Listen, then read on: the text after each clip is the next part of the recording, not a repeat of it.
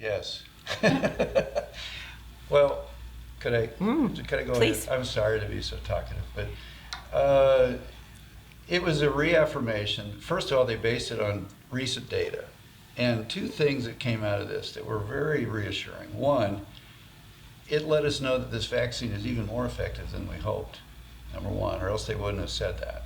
So people that are vaccinated are really pretty well protected. Number two, it also reaffirmed the fact that fully vaccinated people are very unlikely to be carrying the virus and give it to others. And that's why we wore masks in the past. In fact, for a long time, they hedged and said, okay, you're vaccinated, but we just don't know if you'll be carrying that virus. So for now, let's keep wearing the mask. Well, they've let up on that. So it's based on more studies that have shown that you just aren't carrying that virus and aren't able to give it to other people. So those are very encouraging things, I thought. Hard for people to accept, though. I think everybody's pretty beat down by all this mask stuff and scared to death. But again, So- I think like Dr. Mormon said, it's just reaffirmation of why you should get vaccinated. Yeah. I mean, I feel great. Take my mask off and I'm vaccinated. And love it. as I said earlier, I get the last family member. She'll get her second shot in just under 2 weeks, and it'll be a couple more weeks after that, and life is normal for us.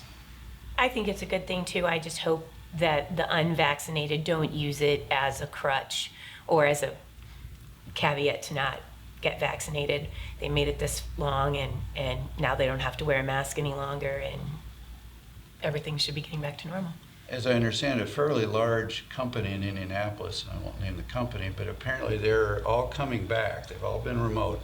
They're coming back either June something or July 1, I forget the date, only if you're fully vaccinated. Everybody else is going to have to stay remote for now, and so only the people that are fully vaccinated are going to be able to come back. Now, I'm not sure how it's going to work. I thought that was an interesting concept, too. Oh, it's definitely have unintended consequences. People, because again, we don't have a way to prove you've been vaccinated. I mean, you have your card, but not everybody. There's been lots of fake cards already being made, And we're not going to ID Right, anybody right. to make sure that they're vaccinated. Let me see your card. Do you get a tattoo on your forehead or something? So I don't think, know. yeah, I mean, I think we're gonna have more infections. I mean, amongst the unvaccinated. Unvaccinated, right? I think we will see a resurgence of it, of them being out and about amongst each other and contaminating each other because they haven't gotten the vaccine. I have a list. They did hedge. Of course, schools, kids won't be fully vaccinated for a long time, and the ones 12 and up are gradually becoming vaccinated. So those populations really should be wearing a mask, but they did hedge and say hospitals, homeless shelters, and prisons really need to continue wearing masks. And then they said, they hedged and said, immunocompromised, check with your doctor and see what they think. They kind of passed that on. But, and I guess they also said if there's any local jurisdiction that is more stringent, they're allowed to be. Certain big cities, Chicago, Indy, a lot of the big cities are more strict with their masks. I was in Chicago last weekend and they're still all wearing masks outdoors, indoors, everywhere. And so. I think they said buses too, right? Buses Public and planes, transit, public maybe. transit, buses and trains, and Yeah, for now. buses, trains, planes. I Those think are that big that's. cities mostly, but yeah.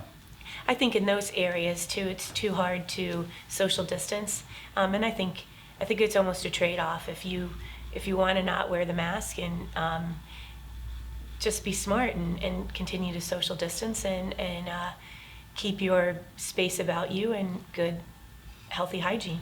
The CDC promised to update us at the end of the week, which is today, on further guidance on camps, workplace environment, and schools. So we'll see what happens there, but I haven't seen it yet. I think the question, when we get COVID behind us, hopefully, finally, as far as mask wearing, when should you wear masks? I mean, we've seen travelers, in airports wear masks. When, outside of COVID, we've had basically zero employee illness. No flu. I mean, No flu. No flu. No, very little flu. The people that are making up the flu for next year don't know Right. the composition because they have no influenza to base it on for this year. They usually take what comes around each year and then use that to guide them on the next year's composition. what I was kind of going, if I was immunocompromised and I might still wear a mask, especially in a crowded place, not just worried, even if I'm vaccinated about COVID, not just worried about COVID, but other respiratory illnesses, other things that I could get.